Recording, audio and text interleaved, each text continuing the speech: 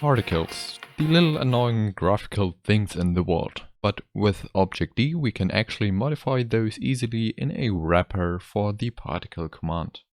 To use it, just define the particle and give it a particle type. Again, with the power of Visual Studio Code, you will get a list of all the possible types and you can autofill it directly. And this could be it. Our Android particle would display at the current position now, but of course you could also change the location just by changing the location property like that. If you want to control the motion of the particle more, you can use delta here, just specify a global location and the particles will spread from the center outwards. Keep in mind that you have to specify the speed and the particle count as well to make this work.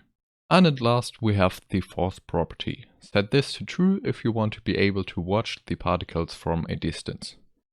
And it is also possible to show the breaking particles of a block by using particle.block and inserting a block type instead of a particle. All the other properties stay the same obviously. And it's the exact same with the item particle. Just insert an item type into the particle.item and you will see the breaking particle. This was the particle widget. There are so many other widgets in objD to explore, so why don't you just head over to stevatas.com/objD to see the full documentation or watch the videos here.